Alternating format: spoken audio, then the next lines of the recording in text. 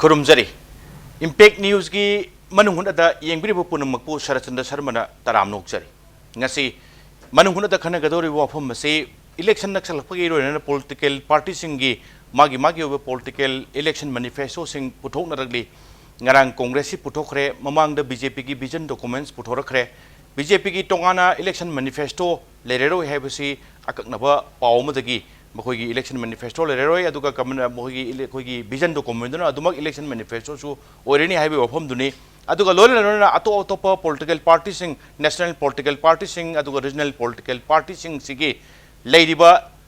election manifesto sing the yauri wafam sing se karai pau thabo on thokadori aduga thamai wafam sing se voter sing na karai kaya yamna lumna lobge habi matang duda khananabagi tanja duni Loinan election birba guest sing de aigi yet itang tang pampi basi elangbam Rojendro Singh ne Vice President NEIDP Northeast NEIDP si full form se jaga Northeast India Development Party. Oh Development Party. Okay, thank you. Oja Rojendro taram nok sari aduga mayai da pampi ba Rojendro gi oida aduga guest hongi mayai da pampi basi L Sortin Kumar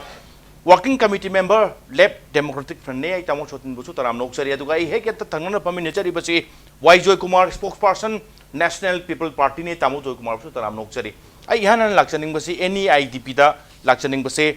maruina point mayam budi yauri aduga tasengna khara lapa vision budi vision ni khara lapa road map haiba tai chehi kun gi manungda Manipur le riba yumthong budi mag millenary ohengani haiba se maswai se gi road map si kamai tawdoi jano kaino hai se khara khangjaning ai loinana ngasi kaktamak oina aikoina election manifesto se aina phangjabana maram oirakanda yauriba mayam sing se atopa NEIDP ki site ki kari kitang panbining mule resu panbiram yagani aduga ihanan hojiki sahi kungi manukna Manipur gi yumthong khudimak millenary ohengani haibasi ki road map tum tang han thambib tai mase aikoi gi manifesto se ihan hanbada aina thamjaba taragadi aikoi gi political party se yamna cultural pluralistic amada based tawraga Gandhian philosophy the based tawni actually akoi gi manifesto se akoi 64 points point hum phumari na sabani point hum phumari na saba se gi manifesto se de gi akoi na 14 points agenda oina immediately lokhat ka doba haita khudak ta lokhala ka doba if elected akoi gi candidate round doi thado ibsena kari gumba elected or aba ado ta akoi na khudak ta lokhala ka doba point tramari sida masigi manungda Khwaidigi iroi loibada yauriba aikoi bipum khodingma asi masi millionaire ohenbegi pandam haibase ngasagi mamangda yaukiba aikoi manifesto da magi so many factors mayam ma yauriba masi punamaksi balancing tobam changi adugi balancing do tawra kanda then only hariba last ki 14 point man sing se masi phangani ani subada aina amuk thamjaningi basina atopa hoi mayam gi magi manifesto mayam ma puthokna bada so many similarities mayam lai sing phangangani adegi angang like su tamhangani adegi skill development tawgani so many things masi almost similar ne objective is almost similar koi so tumak adum angang sing like tamhangani adegi khoi gi aged person sing all aged mayam sing se ma khoi gi dongta medical facility provide tawgani so many things these are all the ancillary things that has to be come up as a ngasai ki millionaire oina ba adugi part amani hari mayam sing se supportive oina ra kana then only ngasai ki last ki 14 points to madu fulfill tawgadobni haisi masim tang ai thamjani okay mathang da tamo sotri gumai election ning se maroina common minimum program have tai left democratic front your political party sing se political party mayam punjalaga sembani na common minimum program plus election manifesto ngasai ki tamo Manipur gi territorial integrity of the state sigi matang sima almost all parties sing yam loin panbi aduga even lengchan leriba NPP gi Tamu Joy Kumar gi party so dum sai gi territorial integrity matang adum pali congress adum pali BJP adum pali tamoi da su yauri maroina yauri sing se ada tamo da ina khara su senior political leader amoina aina thamjaningam base political party sing election naksal akanda ngasai gi territorial integrity sing ngakani khotkani haibe matang ma hek pan base taseng na constitution da aikoi gi boundary si intact lejanana bagi wafam yaw to bajala natragana constitutionally se lebak amadagi achobo lebak singdagi state sing kai sing tongana semba tamo mangda dum ta le ram ngaktani Madhya Pradesh tagi Chhattisgarh sem giba Andhra Pradesh tagi Telangana khai giba UP dagi Uttarakhand mayam khai ba khope mayam de le mase constitution ya badi dum piri so far as Manipur gi matang tadi masigi phibam se hek lakpu political leader central leader or territorial integrity of Manipur will not compromise hedum election kuding gidi high commitment on the people high tare but constitutionally मधुगी protect तौनब लेतबदुनरा करीनो तामो यामना मसी याम मरु ओइब मोरिस याम मरु ओइब वफमने मरु ओइना अखोइगी अदोंग वफमदुगा लाक्ट्रे मवांगदा हुजिक याम मरु ओइना अखोइगी इंपीरियलिस्ट ग्लोबलाइजेशन की लोइन नियोलिबरल इकोनॉमिक पॉलिसी से याम निथिन इंप्लीमेंट तौनब होनबदा मधुगी हंगलाई ओइरिबा अखोइगी कांग्रेस अमदी बीजेपी अनीसुबु इंथुनब होनबदा अखोइ हुजिक मणिपुर दा लेरिबा CPI CPIM, NCP, MNDF, Aam Aadmi party लोइन JDU अदुग लोइन अखोइ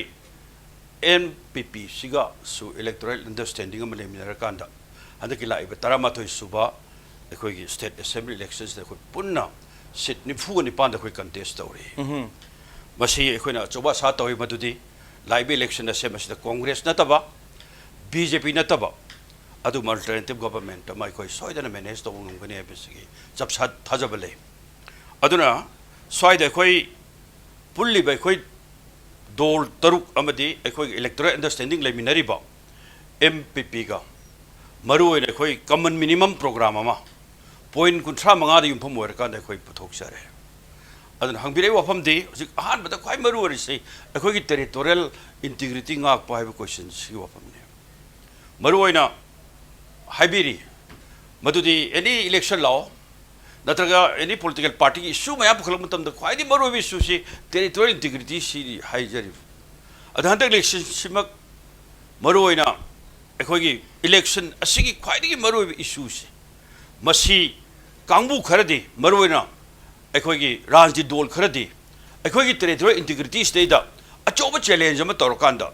ओपनली नत्रगा इनडायरेक्टली तोबे मसिल मरम ओरकांदा अखोइगी वोटर सिंगदा अदु लोइन सिंग तम अनि की मरकता अकन बसिजेप थारकांदा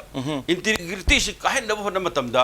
अखो रूलिंग क्लास दा स्टेट सिगी मदु थंगजनबा लोइनना स्टेट सिगी सासोन तोरिब कांबुनसु सेंटर दा मोइगा सोब दायित्व म लei हाइबे ओफम लोबा दैट मीन्स बीजेपी सेंटर गसि दै सही अनि ममांग द सरकार पाइरे बार पारिब सासोन सिगी मनुंगदा हुजिक अखोइ एनडीए अपुनब कांबुम यावरी LPG गुंबा अदुग लोइन नागालैंड हुजिक सरकार पाइरे MNDF गुंबा मयाम पुलि मयाम सिंग सि मरकता अखोइगी मपुंग ओइबा नागालैंड की सरकार सिगी अमदी अखोइगी मोइगा खुसम नरिबा अदुग NACN-IM सिगा लोक्तुनबगा फुंग कया सेंटर दा संगथले सिगी मरु अरकांदा हेक सरकार पाइबगी कुइ कुइनदना फ्रेमवर्क एग्रीमेंट वफम लाए स्वाइदा ngaraang nahan home minister di wafong khara haram adubu hujik phawdi am chingani ga wafom mayam lai अखोइगी लेरिबा स्टेट सिगी टेरिटोरियल इंटीग्रिटी स्टेट दा हौजा चैलेंज कयाम तोरपगी इतिहास और तंक कयाम याम खंगना बेरे ए मदम को तोक जारो मरम मदुना हुजि खोइ मरु ओरिदी अखोइगी इंटीग्रिटी ngak पाइबसे मसी ख्वाइदगी मरु ओइबा अतै दोरसिंग जो हाइरी अदुबु अखोइ प्रैक्टिकली चपचाना अदुबु भारत की अदुब इंडियन कॉन्स्टिट्यूशन की अदु अहम सुब आर्टिकल अमेंड तौरकांद चपचाना मसीबु ngak सेन थंगनी हाइबसे मसी अखोइना अखोइ कॉमन मिनिमम प्रोग्राम दा मरु ओइना LDF की कॉमन मिनिमम प्रोग्राम दा हापकांदा अखोइ मरु ओइना अखोइ पुनमिनरी बदोल तरुक अमदे अखोइ इलेक्टोरल अंडरस्टैंडिंग लेमिनरी बा NPP न सिंग मयाम सिंग सि पुलकांदा मसी अखोइ चानना अखोइ हदक लाइब 13 सुबे स्टेट असेंबली इलेक्शंस दे अखोइ चपचाना सरकार पाइबे याय नत्र पाइदबे याय अदुबु मसी अखोइ अपुनबगी शक्ति मना मणिपुर द लेब तोंगान तोंगान बा अदु सिविल सोसाइटी मदि तोंगान तोंग लुप कया गलोन पुन्ना थेंगनमिन भाइबसे मसी ngasi दि ख्वाइदि मरु ओइबि सु मने सोइदनि अखोइना इहान हानबा अखोइगी कॉमन मिनिमम प्रोग्राम से दा अखोइगी टेरिटोरियल इंटीग्रिटी की वफम से मसी मचा ताना थमदन मसी अखोइ पुखन वफम लाइसिस अदुना अखोइ थंबि वफम दो मद अखोइ चपचाना एनी पॉलिटिकल पार्टी मना अखोइगी एक इशू मैम अदुग लोइन माई मैनिफेस्टो पुथोक मतमदा अखोइ मियाम न पामनबा इशू मोइबनिना कॉमन मिनि अखोइ टेरिटोरियल इंटीग्रिटी वाज लोइ पल्ली दे हाइबा अदु बसे आई की मोतदी अमदी LDF की मोतदी बसे तोक्सनबने है खले मरमदी बजे नुमित चामग तरानी रोम चुपना इकोनॉमिक ब्लॉकेज अथरे इसे सी तौनो है न थिंगबा याबा ओके मधुब शक्ति लेबा ओके तम अदुगी तंकक तो तामो मथंगी राउंड लाक्सगे तामो रोदे तामो तामो जुगमा सेम एजिटी तामोगी केनो सु NPP सु दुम पल्ली मदुदी constitutional like safeguard of the territorial integrity of Manipur se dum panbiri yam seng haira kanda duga election political party ayamba dum election naksal amina sigi pose Manipur ki mi am lasu thamoi nungda yamna jingnong na duga yamna hektama ke haitare sensitive oiba issue mani amrom dhara de territorial integrity haira adi mayam sing ke loina bak thawai ning nik lawba duga masigi damak tor de hoi chungde adi tawde adi habi opom madum lei loina na political party sing the NPP ki so haibiri laibu opom di masigi wafam se hanjan hanjan ngang bodi mayam ngang re aduga masi wafam se taseng na constitution da masigi safeguard to boya nan gi phibam du oiba jala natragana leba atopa singde acho ba state sing se mache khaido ga atopa state adum semi adugum phibam du gi akoi sidai su mache khar lokko khraga semba yabu aki ba leba dunara sometime territorial integrity se masi nga kadam ni kho kadam ni aina akoi pa pa khala le phibam se tamoi punin kari thambini aigi opinion dadi huji phawde leiba kanu sidadi constitutional safeguard ki ain khamda constitution da si kanu se territorial integrity se pra thugai be ro haiba adugum badi mon ai leite ena lowi ai di kari gino haiba sidi already we have seen lemba chobo state sing adi le tok thoga macha sim ki chemi aduna di sidi adum aduga leira bhawda Constitution can always be amended. So, expectation. So, I say that another lady I in committee so far. I may stand corrected, but so far I knowledge that the do must safeguard of the Constitution. So the kashu late na I do comes in. Problem this day that original is a small state. Small state obina say the territorial labor integrity see to guide target. Even the question of existence of the state. Sigi adugum khara fears dum leba adugum gi bible or su gabi films leba adugum mayam lebanina I opinion that everyone particularly understand the phajani gyan ta kamuna di sigi territorial integrity se thugai yaroi thugai target di haiba area si leba not only that the valley the netwa chingnis leba punamak se punamaki amangbo igini hemse gyan ta mina di ain kham luena khangena lawi aduna ni territorial integrity ha se sigi kanu si ngasagi kanu da sotin so ape pan ga kanu to political atai party su same thing hairi so in particular I know you khangning question di BJP deni BJP su territorial safeguard of territorial integrity jawgne na adu gi laita ge di kari gi no why framework agreement si hojbau khangan ru kari why kari gi dotan thamino akoi the concern we yam concern we poti sigi portion sine ngasai territorial integrity ne ngak paise adugi dugi ngak ani haibta ge di why kan adugi issue de ni kari gi no hojbau chingni nga bedi lip service piraga the same man gram toriba aying suddenly ma torkui film da sugum begi sigi kasingni nga oiba framework ta Manipur sokpa ya wa hum ta yaudi haiba du khak nataba yaudi haraga di yaudaba potu utpiro haiba di che adu ori parjana nungang gi wafam se sunglei mak le roi aduga safeguard tawni haiba du khak na yaroi tawon utpiu haiba ni tawon thabi mani adu le gedi yes BJP gi si oi thajibai du thamsi okay adu da ka chahi ama helamani ngasai gi framework agreement si tawre khole hanse asuk sangmusi kai dog le gi what is can you say that the tamdana sigi can you sit like the port see hanjan kahelo so haiba kahan dogo chu dum ning hel hon ba smai chum to phiam che kayang kui tham do noi bo pom sini lai pom sini adu ngasai point ju hai do hai wi kon hai te kanu gi bangi kari gi adu na kon lak pe adu kon lak ta adu kon lak si notice India Development Party ki Oja Brojendo maroina safeguard ki matang territorial integrity safeguard ki matang si hujik guest ani dadi hangdi hangjak re aduga manifesto thu yau biri Oja Brojendo sigi wafam se kamai thambeningi as of now hujiki dadi taseng bodi state amagi magi lejari ba area si tangai phadana khaido khaijin se achogbo state tadi khoi ubudi phangi khaido khiba tongan ba state sem khiba magi tongan ba administration tongana lejagi ba tongan ba mayam thengnare masigi phibam se Manipur da su adumuk oirakpa yabadundana masigi territorial integrity se kai hibe na nungangi se adugira natragana masi sukai mak kaheloi haiba se commitment hoina pibai mohta constitutional amendment ama changbra NEIDP ki site ka main thambini masi ahan bada aina thamjaning base aikoi gi constitution na pi bada state se khaidok pa yai haiba sidi adumok masidi yam clear ni ko yam clear picture ni masi constitution na pi bagi matung ina so many states khaidok re ade Andhra Pradesh ta Telangana khaidok pagi wari Chhattisgarh or Uttaranchal samai khaidok ki ba myamam laikre whereas in the context of Manipur gi context la agadi masi hairiba area se khaidok ki gadra khaido oidra haiba se masi gi nungnang basi madi it's a haidi people sing sigi masi gi feeling simdi loi leire हाइबदी लाइबनीना constitution पीबा पोट अमा लाइबनीना खाइदोखरिदा हाइबगी question अमदी अदुमक हंगदना म्याम अदुगिने ngasi बावदा एजिटेशन म्याम अम तौदना लाइरिबसे खाइदोखिगद्रा हाइब क्वेश्चन ने अनि सुबदा मसी अमेंडमेंट तौबदी दरकार लै तौबदबु द वॉइस ऑफ अमेंडमेंट तो करमाइना लाकदगी हाइबदो अदुमदी एखोय ngasi बावदा नैनाद्रिब्रा हाइबदुनी हाइदे करम मोंगदे अमेंड तौरकदोइनो from the point of Manipur ki context gi yangsi MP ani khaktani MP ani si ki voice in parliament ta 400 nearly 500 MP levi the voice ani duna karam haina madugi kano myam sing do put up to khat kadori mino atop factor myam so koi hai I think this is not the right platform to discuss at this point because masing myam se naina rakta ta we have to back to the history habam lady back to the privilege habam so many things adu myam sing do lakani if the territorial integrity is at the concern or tar boidi काइबगी concern ला आगदी और नत्रगना मधुबु another point अमदा सिग्नबगी position अमदा लाक्ता बदी मधु पुनमक तो अमुक प्लेटफॉर्म अमदा पुथोगा मधु याम कन्ना नैनब मथौ तारकपा ओके तामो सत्य कुमार मरोय ngसाइगी पोसे यस लेरिबा कॉन्स्टिट्यूशन की फिबम सिनती स्टेट अमदगी स्टेट मचा अमा खाइदोकपा खाइदोक खाइजिन गी याबददि दुम लै पुंगथिंग थिंगबदि नते अदुगा यस करिम कांदा याम तंगाई फद्रदि लाइबा पॉलिटिकल पार्टी सिंग से कहलोना कमिटमेंट तो वइ महुता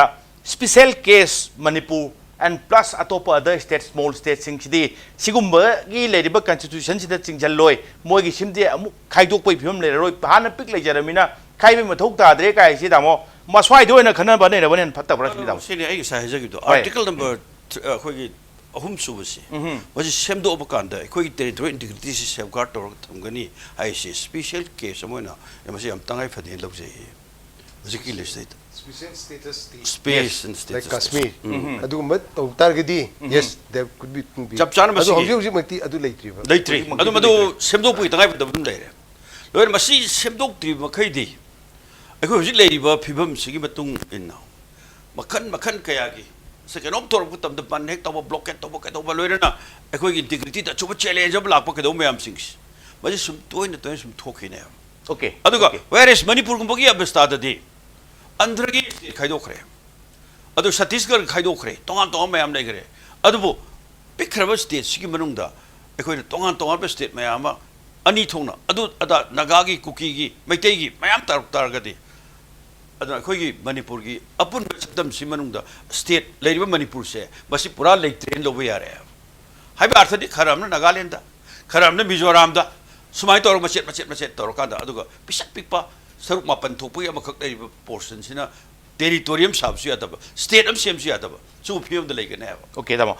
tamu ko moroina congress ki central leader wagera BJP ki wagera Manipur ki territorial integrity ka helu este dum hanjan hai live jani election bunak sala de dum haire live wafam sim leader sing ne hai wafam sing se akoi thajaraga che na thajaraga leiba yabra natragana in case moina ngang bodu nganglak tri haire di akoi karigumba matamda legally fact to wigi ayaba pibo jala dam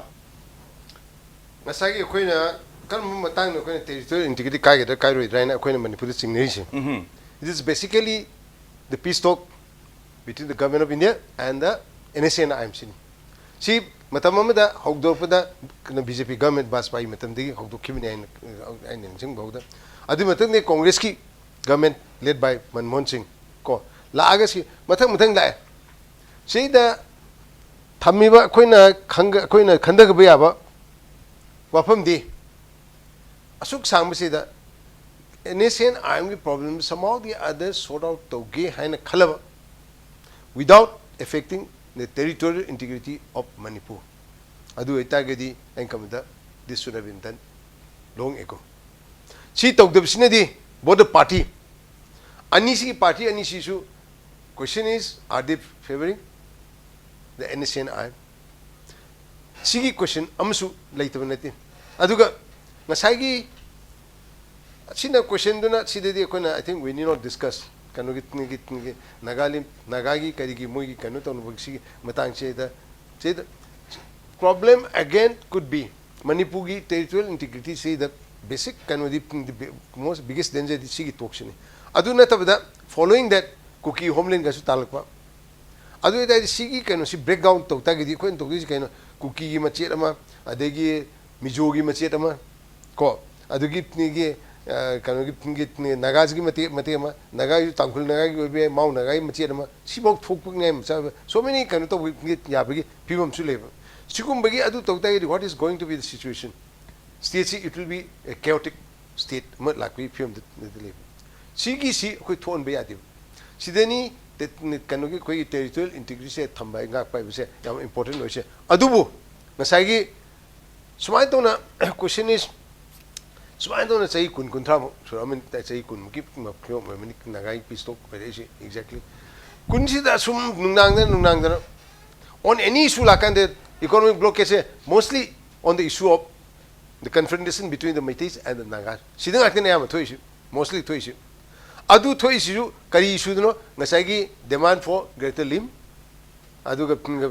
another demand is protection of territorial integrity. Integrity. Chigi kanu si lebu kan si da ngasagi chinda di hai. What exactly is the solution? See, these are big parties, national parties. They've got lots of thinkers, high level intellectual, mayam level or strategists. Why can't they do it? Are they going to make us Sigi Harris mind to say, will this be continued for another 20 years? Adu Tokta idi Manipugi state say Karipium the Legani. Nasagi Kari no Kotono. I did Pimum say, do Nang Begi, anything to say he couldn't get Tatar in Pan, another Tama, oh Maridi, some economic blockade like we film the Blackanivam. Okay. Other Masiki la Sigi problem said lay hand Kang Tagadi. Nasagi territorial integrity safeguard Tony Habigi Sigi lip service PV Mota. I would rather suggest that these two national parties they seriously think and if they mean what they say, Adugidi Nasagi had a problem say Adum continuous in future the continuous let them bring it to a final conclusion. Okay. What is I say Yam sang some late Toko Mota, Aruba Tankangada, Lehaningi Madamdi. Punamakta Manipuri Miamda Punamakta Matampumba the power but territorial integrity she Nakana Tamgodamni Kaida Kadra Kain Hengang Pok Pose Maruina Wari Chanaribasigi Sedo Marum Dani Tole Wapam say Wari Chanabase Matamamagi PV Narsimara Congress ki Prime Minister Oringataki Wari Chabagi Tankaksi Hauraga Lakibani Matam Kumale Aroiba Lushan by Abawarushanama Tang Taba Pibam do Praja Miam the Kangan by Matamore much the politics Hanabase Tashanamasi Apaba Pol Oirako Happy Wapam Doni Matang Lakpase Ojabu General Laksage do break Mutung the Laksabateoja. Commercial break Matung the fake news given when a young people Punamaki from the Tuna Putun Laksake in fake news meaning Tadun Levy. Breaking Matung the young people Punamaku Amkanataram Noksari. Jaurendo Maruina Party Singi Ojabu Party Edu Tamos Sotingi Tamozo Kumargi Party Ayamba Manifesto Yoriba Maru Sing says around some Karamanaba Dum Yori Karamanada Yarsho Yamana some man Manari Eduga Mosing Pongduk period Atopa Party Nation Party Habite Yamna Mayamna Sum Panari say Maru in a party in Yam Akanba Lamba Du Oigani Handaki 11 Taramatu Shube Assembly election Sida 2017 the Pangtor Posteda Anishida Maru in a Congress INC Musung BJP Gitamai INC na Hairiba Maruina Handaksi in case Makatana power Pairagadi. Another Sahi Mangagi Manungda Manipuri Yumtong Kudinda Tangnaba portable water Basi available Uheni Habasegi Matangsi common opinion and Loxage Tamoso Tingusulake Tamoso Kumasulake and was opportunity to Tabite Basiki Matang say Prasing Tanning Hidra say Tramam the Oli di Pagre Natragana Sahi Tram Manung Moto Ngamkusu and can be Brakari of him meaning. Masi yam nungaiba kaino mane akhoi INC amati BJP na makoi gi manifesto or maybe vision documents masi producer ado INC gi da masi ising thakna ba ising se handak ka sahi manga amga paira gadi mapum phana mayam sing se phangan gani haiba sidi masi aina yamna akhoi gi yam light example amakak pija batara gadi akhoi gi metric pekha tharam dai hai tare Sahi chupa lairibadu like Pahodraga metric pekatharam that can like Pavato. Adugumba nature nina in Masimadi Logzage. Adegi Masi tanning but tanning the Bahava City, a record a Kaiva and Konga, the Todona tanning of the Mandrin Kale. maswaida ai swaisida dum masimang na bhap tare ne na khalle masimang mayam sing Okay, thank you. Tamo sa tigwang kayo hum taminingi. तसे बदी कांग्रेस की manifesto the मियाम पुनमक इसिंग मरा काय फंगनेस मसी याम चुमो अफमने मरुइन हुजिक लाइबा कांग्रेस की policy और BJP policy और जथरिबा new liberal economic policy मखा द प्राइवेटाइज तो बने मरुइन हुजिक खोय मई मरा काय रेबो अब सरकार पी मई दिना त्रे हुजिक ति प्राइवेट पी बने स्कूल में याम मरा काय रे प्राइवेट स्कूल में याम अदु इसिंग मया मरा काय न फंगने हरिसे ngasi sarkar miyam di sing bitak na bagi wana tis da jik dukan mineral water miyam phange sing marang kai phange lei beta ba mamanta na yum da darka oi ba fisu pisam bagi kai do miyam pramak si sing silanai di marang kai na jik pisau pir loi lei phange sigi miyeng ju urkan da private kambu miyam da gi ising marang kai ni yen gadab du ising phangane hai boram do male adu sarkar gi mai kai da gi di chap chana miyam da ngasi thak na bai sing सिननबे इसिंग अदु लोयना इसिंग दरकार ओइब कयामा लौ सिगोगी लमद तो फंग थोकपा मदुन सिंग दरकार ओइ मयाम दुदी ngasi सरकार शासन तोर कांगबु कांग्रेस की पावर सिन दे कइदोंगै देसु ngasi दि खोइ सरकार की माइकै दि पिबु सोय थोय अदुना ओइरे मयाम सिंग सिमोइना मदु मियंग दो मियाम दि सिन फंगले तबुदि सरकार ममगना पिबु नतरसु लनाई कांगबु मयाम पिबा इसिंग दो मदु मोइना पिथकपनि मोइना पिजबनि हाइना हाइबा मदवाइ द सुम क्लेम तो माल Okay. Tamo another chahi ma amko pigo power pahen go duga thangna ba ising se chung chung pangal lage se tamo ko open tamiringi tamo. Sigi kano sigi wafam sigi Congress na te ainch ma fe yung BJP same thing hari pipe water pitakani hai na. Question is kano ki de that sotin have to gi adu expect to se expect to logi gum se ba. Ngasagi koi ki kano da puri ba pipeline da puri ba ising si phangen gani highway wafam se lo se ba. A say da koi na khan gi do ai bo Manipur problem amdi kanugi tingi water tax se kya kanna ticket na deba me ki dimasi tax lobum thopani aduna na adigi problem Manipur le problem se kari gi dam ising phangdri buno mipum khuding mai se has these two parties have they done sumne ki lip service pidi bra do they have a plan kanu matam da se hayang chi lege di ising phangdre na khotre na kumsi di kidam phai at kari chahi da di ising kanu ga si Pukri gaji pungkang na kau ising pang na kau tan tabu film le. When there is no water available, karai di lip service pira kanu pidu karai di ising pidu no. Water terkan da karai di thang no ising pirakadu. Pirakadu no. Adu ike di the plan has to be karai di ising sit akoi store tol ke tok di karai kanu tok di khote ke. Adigi ising is the pang be what lips kari problem no. Has this government analyzed or has the BJP ever thought of it? Che problem area le se. Ngasai PhD ki distribution system like corporate say that it should be ensured that every connection should have a tap. How is it to maximum ising mang se connection kuding mang se ising law kan or thaduk thamane. Asi thadu am sing iski madu gidu thadu an loidam ni. Adi matak ngasai ki public or private kanugi enterprise. Tawai tau adu gidu di maybe aduna public private enterprise ne toga entire Manipur. Maybe only urban area kari to we. Urban area to question is more emphasize story city for the whole state no. Rural area lady, chingilam lady. Sina ching misi da phangan gani hai se chahi mangai mang phangan gani hai se. Nang question again is the same thing. 15 years tumden leruga. Hawjikta masi kari issue si kari ki damukta amuk lakado no. Darka oiba poni but then ngasai gi ai se kanu tu ngasai mayam na su ai gi ko kanu toram dai election na amni hane torga dum lip service ko promise but kanu the highway dia dum pi na da pi ne se highway is very easy doin ma adu toni da toni so many things kanu da kunga su BJP gi su yaw si every household kuding gi job on pi ni kanu gi su 3 lakhs job create toni khot ni kana but how are you going to create those jobs how you already government gi job labor sing si already pasha pi tolo pi gam de film de lai say that what is that? I think ngasai vision document ga ko BJP yo si ngasai vision nen thammi si how are they going to at the end of the ngasai can see the tunnel see the karai the kamai dong to gudun hai di masa am te sum ne pang claim pang to wi bhat te lai to nei bu can see question adna ngasai vision document si how are they going to do that give us a little bit of ngasai much high with Hazenaba credibility to people that however. I do lady people I don't think that either of the party will be in a position to provide what they promise as far as drinking water is concerned. Okay, tamo. Matang question che tamo BJP ki koi vision document ki nipan chuba 8 point yaw investigate fake encounter and corruption cases and punish the guilty. Fake encounter mayama koi ki investigate tawba corruption tawba sing loina ba amuhan phakat pa punish tawba si tamo karai bu thok ga jol na traga masai si mayam ki vote phangna na pangai haiba man bajala tawbu tawge di oithok po yab jala tamo. Aine Tamning University, since when has a party become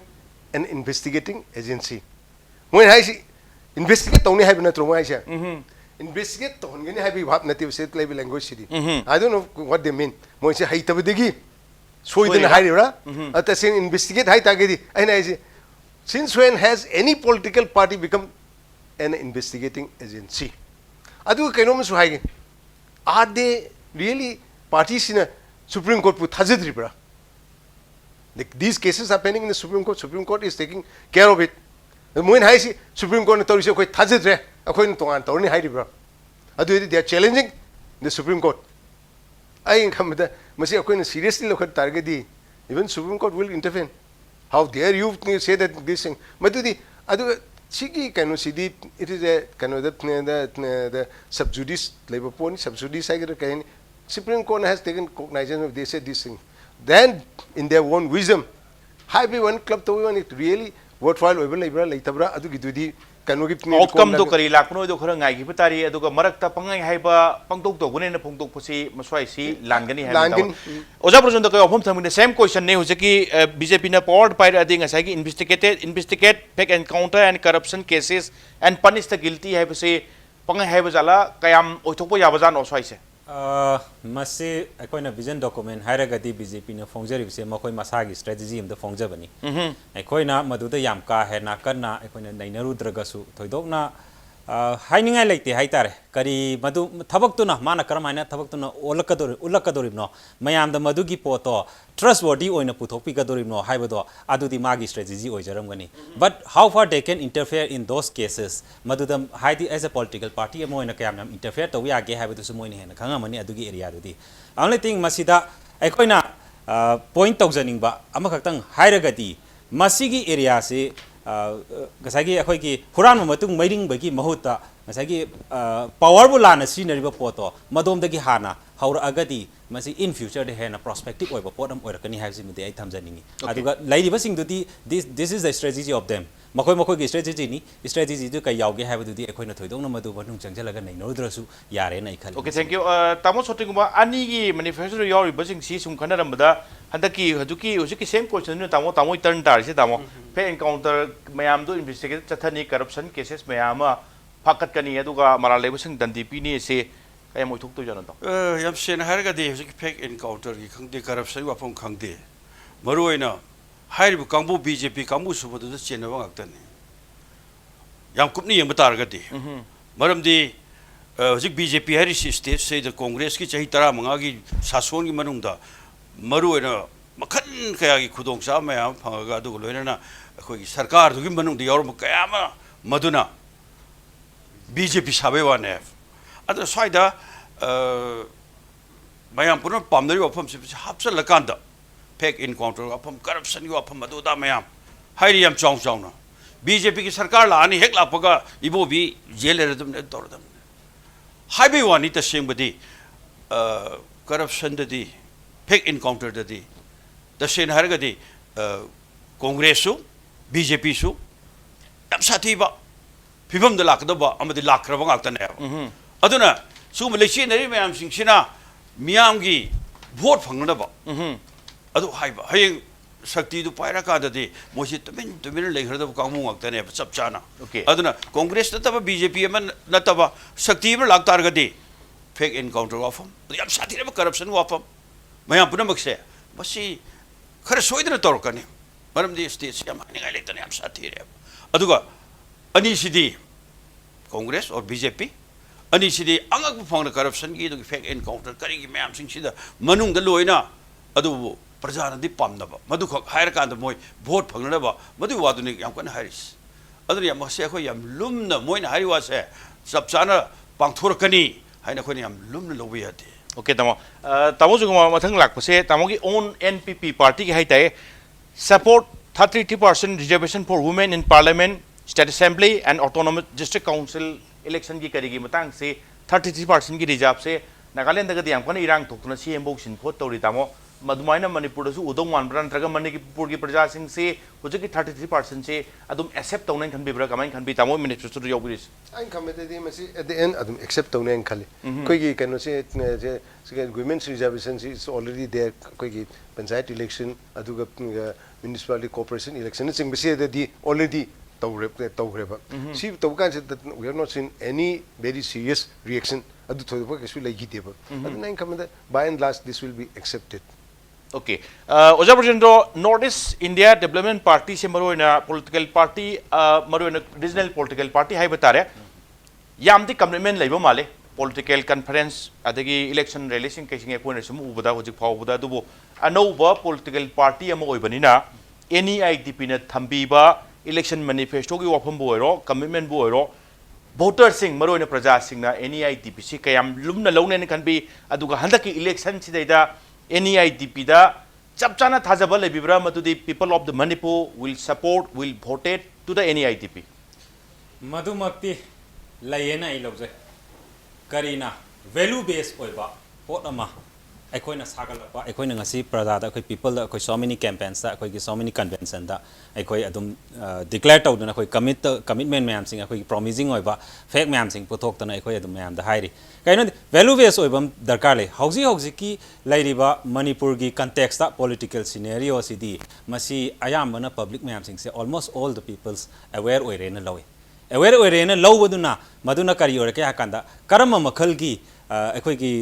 केनो सिंग से legislature सिंग से खल्लगदी मखोइ सिंग जे तसेंग थबक तौरकनी हाबसे मसिमक aware ओइरेना अखोइन लवे अदुमकी value base ओइबा ma'am सिंग तो अदुदा अखोइना target तौरा कांदा कैदरपा अखोइ गिसु थागलैबा 13 candidate से चाम अखोइना मसी public ना ट्रस्ट वर्दी ओइरनी हाबसिमते अखोइ थमजनिंग मसिम ओके तमो सोतिको अमोनो एलडीएफ से तंगाई फदना लेरिबा कंपोनेंट पॉलिटिकल पार्टी मैम सिंग से मथन लेपगदी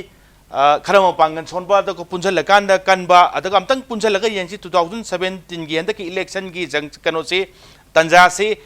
प्रजा की फेट ट्रस्ट तो अमतंग गेन तो वो यागे ने खनबी बदई चोंथोरकप्रा कमाइन फोम तो गिब जानो मसी अखोइ हुजिक भारत शक्ति पाइरेइबा बीजेपी लोइन स्टेट से सही तरह शासन तौरबा कांग्रेस नतब अल्टरनेटिव अमा पोरकनबैदमक्ता मरुइन मणिपुर लेरिबा पॉलिटिकल पार्टी तरुक लोइनना अखोइ एमपीपी गा पुल्लकांदा अखोइ इलेक्टोरल अंडरस्टैंडिंग लेनरकांदा अखोइ हुजि पुन्ना कंटेस्ट तौरजि फुट अखोइगी कैंडिडेट नि फुगनि पाने से अखोइ मरुइना मस ऐतिहासिक ओइबा तंगाई फदब इतिहास की ओइबा जंक्चर अमदा मरुइना अखोइगी कांग्रेस सेंजाव पाइब पार्टी बीजेपी सेंजाव पाइब party corporate ma'am loan finance तब लोना लेपाक मियाम थेंगे खुदोंथी मैम से मसी कोहन मंगमरोदब दोल सिंह तंगाई फदना थार फ्रंट अमगी तंगाई फदब लै मसी चांगेंग से अखोई स्टेट से तौर अखोई एलडीएफ थोरप नते मैम खंगना केरला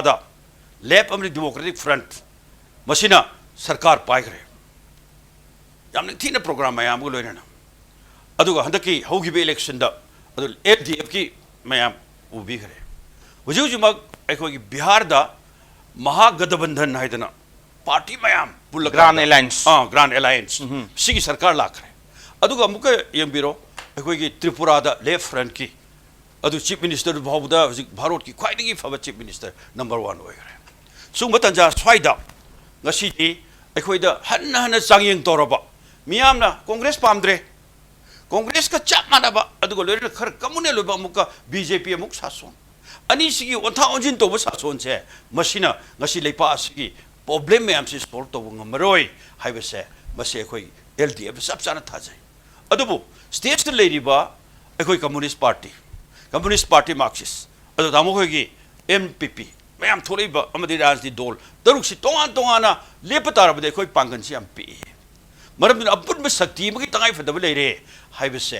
अखोइ एलडीएफ ने सब चाना थाजै अमदि एमपीपी ने सब चाना थाजै ओके तमो मरम सिदगी अखोइ हुजिक हंदकी सिदा handak lai ba tama thu su state assembly election se masida akhoi congress na taba amadi bjp na taba akhoi alternative ama soidana pibang ngone be se chap chana thajabaga loina akhoi mikalji thengna jari ba okay thank you tawo kuma handaki question se maro na common question oin tok jage aduga last question have time matam lo sele tawo khra khaten tang thabib tai madudi INC su aduga BJP su hai ri ngasai ki connection se district connection se loina ba connect torni hai aduga weather proof oiba ꯑꯩꯈꯣꯏꯒꯤ 4 ꯂꯦꯟ 2 ꯂꯦꯟ 3 ꯂꯦꯟꯒꯤ ꯋꯥꯐꯝꯅꯤ ꯌꯥꯝ ꯆꯥꯎꯅꯒ ꯂꯝꯕꯤꯒ ꯁꯦꯝꯕ connect ꯑꯣꯏꯍꯟꯕꯗꯨ ꯋꯥꯐꯝꯅꯤ ꯊꯝꯃꯛꯏꯕ ꯀꯃꯤꯠꯃꯦꯟꯁꯦ ꯂꯩꯕ ꯋꯥꯐꯝꯗꯤ ꯍꯧꯖꯤꯛ ꯂꯩꯔꯤꯕ ꯏꯝꯐꯥꯜ ꯃꯅꯨꯡꯒꯤ ꯀꯟꯗꯤꯁꯟꯁꯤꯐꯥꯎꯗ ꯃꯦꯟ ꯔꯣꯗꯁꯤꯡ ꯀꯩꯁꯤꯡꯁꯤ ꯇꯣꯛꯊꯣꯛꯑꯀꯥꯟꯗ ꯂꯩꯔꯛ ꯈꯨꯜꯂꯛ ꯆꯪꯈꯤꯕ ꯂꯝꯕꯤꯁꯤꯡꯁꯤꯗꯤ ꯂꯣꯏꯔꯦ ꯄꯨꯔꯥ ꯄꯨꯡꯆꯥꯏ ꯆꯥꯏꯔꯦ ꯑꯗꯨꯅ ꯃꯔꯝ ꯑꯣꯏꯔꯝꯒꯅꯤ ꯈꯜꯂꯤ ꯏꯝꯐꯥꯜ ꯁꯍꯔ ꯐꯅ ꯅꯥꯜꯂꯁꯨ ꯐꯅ ꯕ꯭ꯂꯦꯛ ꯇꯣꯞꯄꯤꯡ ꯇꯧꯔꯁꯨ ꯂꯩꯔꯛ ꯂꯩꯔꯛꯇꯨ ꯆꯪꯉꯨꯕ ꯒꯥꯔꯤꯁꯤꯡꯗꯨꯅ ꯊꯣꯛꯂꯛꯑꯀꯥꯟꯗꯗꯤ ꯂꯣꯏꯅꯃꯛ ꯁꯣꯔꯣꯛꯇꯣ ꯃꯣꯠꯂꯃꯤꯅ ꯅꯣꯡ ꯇꯥꯕꯀꯥꯟꯗ ꯉꯁꯤ ꯑꯗꯨꯝ ꯊꯦꯡꯅꯔꯦ ꯏꯐꯨꯟ ꯉꯥꯛꯇ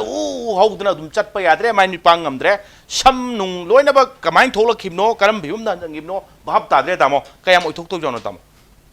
ꯁꯤꯗꯤ ꯑꯩꯅ ꯈꯪꯗꯦ it is just a dream okay just a dream viable ꯑꯣꯏꯔꯣꯏꯗꯕ ꯑꯣꯏꯁꯨ ꯑꯣꯏꯔꯣꯏꯗꯕ ꯉꯁꯥꯏꯒꯤ 4 ꯂꯦꯟꯒ ꯀꯔꯤꯒ ꯑꯗꯨ ꯀꯅꯦꯛꯁꯟ ꯇꯣꯛꯈꯤꯁꯤꯅꯤ ꯍꯧꯖꯤꯛ ꯂꯩꯔꯤꯕ ꯑꯦꯛꯖꯤꯁꯇꯤꯡ ꯔꯣꯗꯁꯦ ꯁꯤꯗ ꯈꯤꯇꯪ ꯏꯝꯄ꯭ꯔꯨꯞ ꯇꯧꯍꯟꯕꯤꯌꯣꯕ ꯑꯩ ꯍꯥꯏꯁꯦ ꯍꯧꯖꯤꯛ ꯈꯤꯇꯪ ꯇꯧꯕꯗ ꯍꯧꯖꯤꯛꯇꯕꯨ ꯏꯂꯦꯛꯁꯟ ꯃꯌꯥꯅꯤ ꯈꯣꯠꯄꯅꯦ ꯈꯔ ꯀꯩꯅꯣ ꯇꯧꯕ ꯔꯤꯄꯦꯌꯔ ꯇꯧꯁꯤꯟꯅ ꯈꯣꯠꯆꯤꯟꯅ ꯈꯔ ꯇꯧꯕꯩ ꯋꯥꯅꯤ ꯅꯠꯇ꯭ꯔꯒꯗꯤ ꯏꯂꯦꯛꯁꯟ ꯏꯌꯔ ꯅꯠꯇꯕꯗꯗꯤ ꯋꯥꯠ ꯏꯁ ꯗ ꯀꯟꯗꯤꯁꯟ ꯑꯗꯒꯤ ꯑꯩ ꯁꯤꯃ ꯊꯝꯖꯒꯦ BJPꯒꯤꯁꯨ ꯉꯥꯏ ꯀꯣꯡꯒ꯭ꯔꯦꯁꯀꯤꯁꯨ ꯉꯥꯏ ꯑꯩ ꯀꯣꯡꯒ꯭ꯔꯦꯁ ꯒꯚꯔꯟꯃꯦꯟ ꯃꯈꯥꯗ ꯑꯩ DGP ꯀꯨꯏꯅ ꯑꯣꯏꯔꯝꯕꯅꯤ ꯑꯗꯨꯒ ꯈ꯭ꯋꯥꯏꯗꯒꯤ ꯑꯣꯏꯅ ꯃꯅꯤꯄꯨꯔꯒꯤ ꯑꯣꯏꯅ ꯂꯣꯏꯕ ꯈ꯭ꯋꯥꯏꯗꯒꯤ ꯑꯣꯏꯅ ꯄ꯭ꯔꯣꯕ꯭ꯂꯦꯝ ꯑꯣꯏꯕ ꯑꯩꯈꯣꯏꯅ ꯈ꯭ꯋꯥꯏꯗꯒꯤ ꯍꯦꯟꯅ ꯀꯩꯅꯣ ꯇꯧꯕꯁꯤ ꯀꯔꯝꯕ ꯂꯝꯕꯤꯅꯣ ꯑꯩꯈꯣꯏꯒꯤ ꯖꯤ ꯔꯣꯗ ꯅꯦꯁꯅꯦꯜ ꯍꯥꯏꯋꯦ 37 ꯑꯣꯏꯔꯝꯒꯅꯤ ꯁꯤꯒꯤꯁꯤꯅꯦꯕ ꯁꯤꯗ ꯌꯥꯝꯅ ꯑꯣꯜ ꯋꯦꯗꯔ ꯅꯠꯇ꯭ꯔꯒ ꯑꯣꯜ ꯋꯦꯗꯔꯒꯤ ꯃꯣꯇꯣꯔꯦꯕꯜ ꯑꯣꯏꯕꯗ ꯑꯣꯏꯍꯟꯕꯤꯌꯨ ꯍꯥꯏꯅ ꯁꯤ ꯀꯌꯥꯔꯛ ꯍꯟꯅ ꯀꯣꯡꯒ꯭ꯔꯦꯁꯀꯤ ꯒꯚꯔꯟꯃꯦꯟ ꯃꯅꯤꯄꯨꯔꯒꯤ ꯒꯚꯔꯟꯃꯦꯟꯁꯦ ꯂꯩꯖ ꯑꯥꯗ ꯁꯦꯟꯇꯔꯗ ꯀꯣꯡꯒ꯭ꯔꯦꯁ ꯄꯥꯜꯂꯤꯉꯩ ꯃꯇꯝꯗꯁꯨ ꯍꯥꯏꯗꯅ ꯇꯛꯅꯅ ꯂꯥꯛꯑꯦ ꯑꯣꯏꯗꯦ ꯁꯤꯒꯤ ꯃꯇꯨꯡꯁꯤꯗ BJP ꯒꯚꯔꯟꯃꯦꯟ ꯂꯩꯔꯦ ꯒꯚꯔꯟꯃꯦꯟ ꯂꯩꯔꯦ ꯁꯤꯗ ꯑꯩꯈꯣꯏ BJP ꯌꯥꯎꯔꯤꯉꯩꯗꯁꯨ ꯑꯩꯈꯣꯏ ꯆꯠꯂꯒ ꯀꯩꯅꯣꯒꯤ ꯒꯠꯀꯔꯤ ꯀꯩꯅꯣꯒꯤ ꯁꯔꯐꯦꯁ ꯃꯤꯅꯤꯁꯇꯔꯗꯒ ꯍꯥꯏꯗꯅ ꯁꯤꯒꯤꯁꯤꯝꯇ ꯑꯩꯈꯣꯏ ꯇꯧꯍꯟꯕꯤꯌꯨ this is our lifeline ꯁꯤ ꯅꯠꯇ꯭ꯔꯗꯤ ꯌꯥꯔꯣꯏ ꯇꯧꯅꯤ 100 days ꯄ꯭ꯔꯣꯒ꯭ꯔꯥꯝꯗ ꯌꯥꯎꯔꯦ ꯀꯔꯤꯝ ꯇꯧꯗꯦ ꯆꯨꯝꯅ ꯂꯤꯞ ꯁꯥꯔꯚꯤꯁꯇꯃꯛ ꯇꯧꯏ ꯇꯥꯃꯣꯖꯣꯟꯗꯤ ꯀꯃꯥꯏꯅ ꯊꯝꯕꯤꯅꯤꯡꯉꯤ ꯇꯥꯃꯣꯖꯣꯟꯗꯤ ꯉꯁꯥꯏ ꯍꯧꯖꯤꯛ ꯇꯧꯔꯤꯁꯤ ꯉꯁꯤꯁꯤ ꯏꯐꯨꯟ ꯃꯌꯥꯝꯁꯤꯗ ꯊꯣꯛꯂꯛꯑꯦ ꯒꯥꯔꯤ ꯃꯆꯥꯒ ꯊꯧꯔ ꯆꯠꯂꯗꯤ ꯌꯨꯝ ꯌꯧꯔꯗꯤ ꯃꯁꯛꯀ ꯈꯪꯗꯕ ꯐꯤꯕꯝꯅꯤ ꯂꯩꯔꯤꯕ ꯐꯤꯕꯝꯁꯦ ꯍꯣꯏ ꯁꯤꯁꯇꯦꯝꯁꯤꯒꯤ ꯃꯈꯥꯗ ꯀꯔꯤꯒꯨꯝꯕ ꯄꯥꯏꯈꯠꯂꯛꯄ ꯄꯣꯂꯤꯁꯤ ꯄ꯭ꯔꯣꯒ꯭ꯔꯥꯝ ꯑꯃꯇꯪ ꯗꯤꯕꯦꯂꯞꯃꯦꯟ ꯄ꯭ꯔꯣꯒ꯭ꯔꯥꯝ ꯑꯃꯇꯪ ꯃꯁꯤ ꯆꯞ ꯆꯥꯅ ꯆꯥꯝꯃꯒꯤ ꯃꯅꯨꯡꯗ 10% ꯐꯥꯅ ꯊꯥꯗꯗ꯭ꯔꯦꯕ ꯂꯩꯕꯥꯛꯁꯦ okay ꯂꯝꯕꯤ ꯁꯦꯝꯕ ꯈꯪꯗꯦ ꯑꯃꯒꯤ ꯈꯪꯗꯦ ꯃꯌꯥꯝꯁꯤꯡꯁꯦ ꯁꯤ ꯈꯤꯇꯪ ꯆꯦꯛ ꯇꯧꯕ ꯃꯇꯝꯗꯕ ꯗꯤꯕꯦꯂꯞꯃꯦꯟꯁꯤ ꯁꯣꯏ ꯂꯩꯅꯤ okay ꯃꯁꯤ ꯆꯦꯛ ꯇꯧꯕ ꯉꯝꯕ ꯁꯔꯀꯥꯔ ꯑꯃ ꯆꯪꯉꯤ okay check tꯧꯕ aduga ꯐꯖꯅ ꯂꯨꯠ ꯃꯌꯥꯝꯁꯦ ꯃꯁꯤ ꯃꯌꯥꯝꯁꯦ ꯁ꯭ꯋꯥꯏꯗ ꯑꯗꯨꯅ ꯂꯝꯕꯤꯒꯤ ꯈꯪꯗꯦ ꯑꯃꯒꯤ ꯈꯪꯗꯦ ꯑꯗꯨꯒ ꯂꯣꯏꯅꯅ ꯉꯁꯥꯏ ꯑꯩꯈꯣꯏ ꯇꯥꯃꯣ ꯍꯥꯏꯕꯤꯈꯤꯕꯗꯣ BJPꯒꯤ ꯅꯨꯃꯤꯠ 100ꯒꯤ ꯄ꯭ꯔꯣꯒ꯭ꯔꯥꯝ ꯃꯅꯨꯡꯗ ꯖꯦꯔꯤ ꯂꯝꯕꯤꯒꯤ ꯋꯥ ꯂꯥꯎꯊꯣꯛꯈ꯭ꯔꯦ ꯑꯗꯣ ꯑꯉꯛꯄ ꯑꯃ ꯑꯣꯏꯅ ꯉꯁꯤ ꯑꯩꯈꯣꯏ ꯂꯥꯏꯐ ꯂꯥꯏꯟ ꯑꯣꯏꯔꯤꯕ ꯂꯝꯕꯤꯅꯤ ꯁꯤ ꯃꯅꯨꯡꯗ ꯇꯁꯦꯡꯅ ꯍꯥꯏꯔꯒꯗꯤ ꯑꯩ ꯇ꯭ꯔꯦꯗ ꯌꯨꯅꯤꯌꯟꯒꯤ ꯗꯥꯏꯇ ꯂꯧꯖꯕ ꯑꯃ ꯑꯣꯏꯅ तसेंगना अखोई इम्फाल दिमापुर लंबी से कनाम चनिंग्द्रेबा मरमदी चाही चुप्पा डिस्टर्बेंसेस इवन सिंगसिना हुजिक हाई कनो से इकोनॉमिक ब्लॉकेज से तोखरबसु ड्राइवर पुनमक अदु लोयना चलो साधारण प्रजा मियाम ददी लूटपाट पैसा सेंगाई तुंगाई मियाम सिंगसी अवाबसे अदुकी मतिक मायोकनेबा ओ चनिंग दबसिंग तोक्चरसु चनिंग बसिंग चसरसु लेइसे ऑल्टरनेटिव अनि लेबसे अनिमक फनबिरो एनी अदुम सिना याना बायो हमदुरी सी कोइना लाउरबा कनो सिंग से मसी अखोई प्राइम मिनिस्टर उनरे अमा तौरे अदुगा होम मिनिस्टर उनरे अदुगा लोयना इम्फाल जिरीबाम लंबी से खतंग से भी नबायना कया खन मागी सिनु मिचामनी प्रोग्राम हायरे अदुबो केम तोरमद्रे अदुम लोयरे खोगली खोमक्ता सी अदुम चथा लेने बा तवई प्रोजेक्ट रोगी अंतंग लोगे तामो दो लोइसन जगे तामो लोइसन जगे ओजा प्रोजेक्ट मोरो होइना हुजिक से गरांग ना ओजा project थेंगनरंग Vani election court of conduct लाखसु दुम कोइलास थाबदे दुम मखा चथौबा थाना इपुल दुम थोए अदु लंबी फबदि लेहौद्रे इम्फान गी मनुंगी उरिबा मिना खोंग लांबा फंगबसि बौदा अदुगा कराइदनो डिस्ट्रिक्ट सिंग हिल डिस्ट्रिक्ट मयाम लोइनम कनेक्ट तौने अदुसु ब्लैक टॉपिंग तौतना साइगी वेदर प्रूफ होहेंद्रा कयम थासा याबजानो ओजा मसे आई ngasaisu mention tawjagi baduni ekoi gi record akai ba hanjan hanjan khong bai se thoidokna masi pamnara maroin khale then amana ekoi gi election naksala kanda black topping yam kanna tawkhatna rakpa masi gi sina aina ngasai khudam mama pijagi ba ekoi metric pe khan naksala kan lai kanna pa ba to adu gi nature du mangni अदो मसे तौगे न खल्लगदी सरकार जे थोइदों न ngamdabra haibadi nate अदो masida politicalize tokthokpa or maybe some sort of aikoigi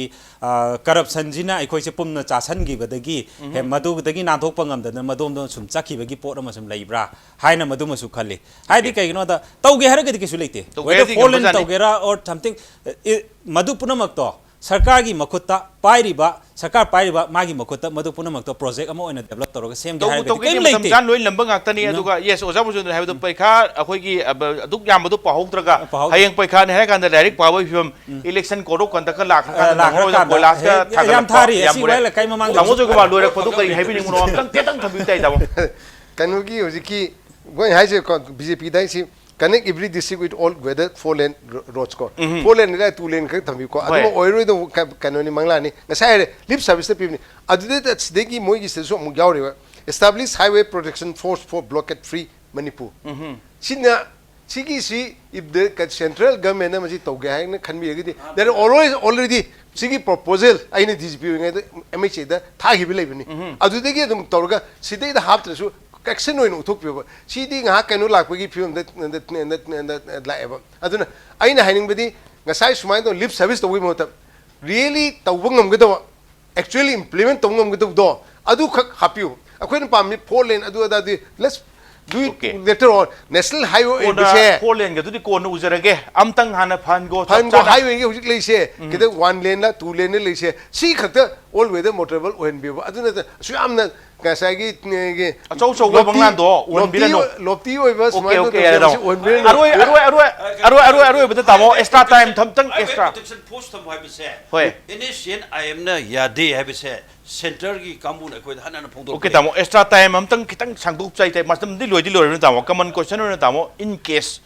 som gi party singina tamo praja na thaja na vote thadaraba sarkar pairaba lehuri ba wa lori ba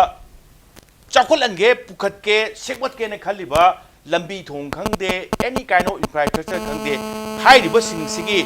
financial आइदि चंगदवा सेन की सेंफम जिंगे तामो कमाइन तोरगा centre न थादरक पदु खक्तदे depend तौदोरिरा नत्रगना revenue resource क्राइदगी extract तौगेन खलि ताम नमोन तामो दे तेंतंग थबिताइ ताम अमसिदि अखोइ के resource mobilization कोई से the area तबया मैम लेनी टैक्स कलेक्शन सिंगबा से इवन गाकिंग साइ water drinking water it should be tax normally everywhere is tax अदुगुम गी थिंगी लेनी अदुदेगी अखोइ की राइटफुल ओइबा कानु सिदि नेदि फंगम तबुदि सेंट्रल गवर्नमेंट सोय पीएम थोगनी याद याद तागेदि वी कैन गो कानु देगी World Bank we can take directly the state can go directly to that अदुना तब अतै लेरिबा अखोइ we have to make centre ने पिरक तब टारगेटि अखोई सो अखोई ngam honor ko tabne khoi gi ate so many other resources are there that can be I come madu thoido no problem oiroidra kali yes certain can pressure di leni mo kanu BJP government na tn si government se Manipur di pesha piro kolen that sort of things will attitude will always be there adu erge su there are other non BJP government there are so many in the country if they can survive say even for example take for example Sikkim why not we Sikkim is able to survive on their own. Local party. Why should we not be? It's a question of just make. I mean, you know, pulling these things, pulling all the knowledge, all these things, and work out a feasible kind of do. Okay, tamu so tama tentang na tamo. Koi miyam nuksibi du sakti payo targati. Koi state ase isagi irom dom depse bagam na ba. मधुगी सब चाबा थबक अदो अखोई packet बोरगन okay मरु ओइना centre की sports programme मयामदा hijack तोर मयाम से मसिना तबा मसिना अखोई celeb ओरकांदा तोंगान तोंगान बा मदु थबक पिनना बगे म तोंना बगे लोइना स्टेट असे चही चुपा संग बलबु हेना बगे थरांग तौसे अदुगा नेचुरल रिसोर्स मयाम से याम थिना मोबिलाइज तोंना बा आई मतम लेतमनिना मदोम दे खोई याम थिन थोक पाय कनी लोइना अखोई स्टेट असे मसियाम इना खुंब स्टेट अमोय ओबे अखोई कल्चर अखोई टूरिज्म अखोई लेजरीबा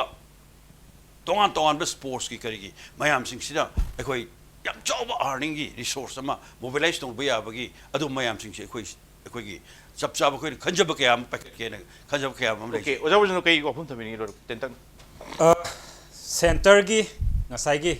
ꯑꯩꯈꯣꯏꯒꯤ ꯅꯤꯔꯒ ꯉꯥꯔꯒ ꯁꯦꯟꯇꯔꯗꯒꯤ ꯉꯥꯛꯇ ꯗꯤꯄꯦꯟꯗꯦꯟꯁꯤꯒꯤ ꯂꯩꯒꯅꯤ ꯍꯥꯏꯕꯁꯦ ꯃꯁꯤꯃꯛꯇꯤ ꯂꯥꯜꯂꯦꯅ ꯑꯩ ꯊꯝꯖꯒꯦ ꯀꯔꯤꯒꯨꯝꯕ ꯑꯩꯈꯣꯏꯅ ꯃꯁꯤꯗ ꯃꯌꯥꯝꯅ ꯅꯨꯡꯁꯤꯕꯤꯗꯨꯅ ꯑꯩꯈꯣꯏꯒꯤ ꯀꯦꯟꯗꯤꯗꯦꯠ ꯃꯌꯥꯝꯁꯤꯡ ꯊꯥꯒꯠꯇꯨꯅ ꯑꯩꯈꯣꯏ ꯁꯔꯀꯥꯔ ꯄꯥꯏꯕ ꯑꯃꯗꯤ ꯉꯝꯕ ꯇꯥꯔꯒꯗꯤ ꯍꯥꯏꯔꯤꯕ ꯃꯌꯥꯝꯁꯤꯡꯁꯦ ꯑꯩꯈꯣꯏꯒꯤ ꯑꯣꯏꯕ ꯑꯣꯟ ꯔꯤꯁꯣꯔꯁꯦꯁ ꯑꯃꯗꯤ ꯉꯁꯥꯏꯒꯤ ꯁꯦꯟꯇꯔꯒꯤ ꯃꯥꯒꯤ ꯄꯤꯐꯝ ꯊꯣꯛꯄ ꯃꯥꯒꯤ ꯕꯖꯦꯇꯔꯤ ꯑꯦꯂꯣꯀꯦꯁꯟ ꯃꯌꯥꯝꯁꯤꯡꯁꯦ ꯄꯨꯟꯓꯜꯂꯒ ꯑꯗꯨꯗ ꯋꯥꯠꯍꯧꯕ ꯑꯇꯣꯞꯄ ꯃꯌꯥꯝꯁꯤꯡꯗꯨꯅ ꯑꯩꯈꯣꯏꯒꯤ ꯑꯇꯣꯞꯄ ꯑꯩꯈꯣꯏꯒꯤ ꯁꯕꯁꯤꯗꯤꯌꯔꯤ ꯑꯣꯏꯕ ꯏꯟꯁꯇꯤꯇ꯭ꯌꯨꯠ ꯃꯌꯥꯝ ꯂꯩꯔꯤ ꯃꯗꯨꯗꯒꯤ ꯑꯩꯈꯣꯏ ꯑꯦꯂꯣꯀꯦꯁꯟ ꯇꯧꯔꯀꯥꯟꯗ ꯍꯥꯏꯗꯤ ꯔꯤꯖꯅꯦꯜ ꯕꯦꯁ ꯑꯣꯏꯕ ꯃꯁꯥꯒꯤ ꯃꯔꯣꯝꯗꯣꯝ ꯂꯦꯞꯆꯕ ꯉꯝꯗ ꯑꯩꯈꯣꯏꯒꯤ ꯁꯔꯅꯁꯨ ꯍꯥꯏꯕꯤꯔꯤ ꯁꯔ ꯖꯣꯏꯀꯨꯃꯥꯔꯅꯁꯨ ꯍꯥꯏꯕꯤꯔꯤ ꯁꯤꯛꯀꯤꯝꯁꯦ ꯑꯣꯟꯂꯤ 32 ꯁꯝ ꯁꯤꯠꯁ ꯃꯨꯛꯇꯅꯤ ꯃꯣꯏ ꯂꯩꯔꯤꯁꯦ MLA ꯂꯩꯔꯤꯁꯦ they are surviving very effectively and very efficiently since from the very beginning regionalism masima kaino something that has to be kaino attributed from the ngasai regional parties into gi magi attribution to na piba achouba kaino amane credit amane ba aduna hairiba sing se masigi basis sida yengaga di ekoi masi ngasai gi haiba ekoi gi availability of resources se masi adumak yamna high level da leibani na masi mangna adum ekoi mapum phana pangthok ngamni hai simde haijake Okay, thank you tamo joikuma adugo tamo sotin ojabro jondong ngasi pek news to lakpiba khane ne masi mapung phan bagi dongta ai lorak puta ges omo pom ko na tagatari Thank you. ngasi ki tamok to pek news manung hona matang ngasi lotion na jero le adu bulam dam tholiba thodo watu kya gi marik sum report ki tamak pek news ming ta dun lebiu